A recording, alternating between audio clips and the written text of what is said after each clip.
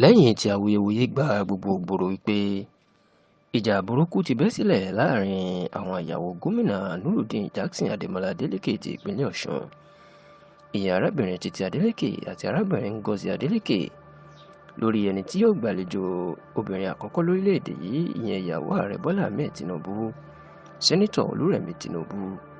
Gómìnà Adémọ́lá Adeleke má ti sọ̀rọ̀ síta fún rẹ̀ lórí bí ọ̀rọ̀ ṣe jẹ́ àti ẹni tí ó jẹ́ obìnrin àkọ́kọ́ ní ìpínlẹ̀ Ọ̀ṣun báyìí.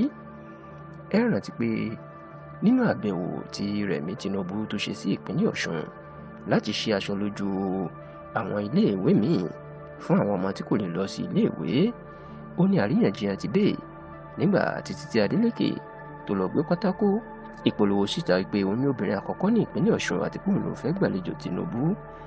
Bẹ́ẹ̀ ni Ngozi náà, òun náà lọ ṣe pátákó àti pósítà káàkiri ìpínlẹ̀ Ọ̀ṣun pé òun ní obìnrin àkọ́kọ́ ní ìpínlẹ̀ Ọ̀ṣun, òun ló sì fẹ́ gbàlejò ìyàwó ààrẹ.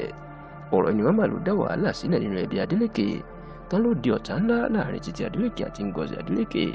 Ṣùgbọ́n ní báyìí ọ̀rọ̀ ó ti lójútùú. Olórí okòólé ìyẹn ọkọ àwọn obìnrin méjèèjì ó mà ti sọ̀rọ̀ síta. ìyẹn gómìnà Adémọ́lá Adeleke là ń sọ nípa ẹ̀ nígbà tó ń sọ̀rọ̀ nípa àtẹ̀jáde tó fi síta nípasẹ̀ agbẹnusọ ọ̀gbẹ́ni Rasheed Ọláwálé. ẹni gómìnà ti jẹ́ kó di mímọ̀ pé òun náà rí báwọn èèyàn ṣe ń gbèrò yìí náà kiri lórí ẹ̀rọ ayélujára tó ń di awuyewuye ńlá, ṣùgbọ́n tó jẹ́ kó di mímọ̀ pé Títí Adeleke ó ní ojúlówó obìnrin àkọ́kọ́ ní ìpínlẹ̀ Ọ̀ṣun àti pé òun lè ó gbàlejò Rẹ̀mí Tinubu. Bẹ́ẹ̀ ló jẹ́ kó di mímọ̀ pé pósítà àti ìpolongo tí wọ́n ní Ngozi Adeleke ń ṣe, ó ní kì í ṣe Ngozi ló ṣe o. Ó ní àwọn ọ̀tá tó fẹ́ dá wàhálà sílẹ̀ láàrin àwọn ìyàwó òun inú ìdílé òun àti ìpínlẹ̀ Ọ̀ṣun ni wọ́n lọ ṣe pósítà náà.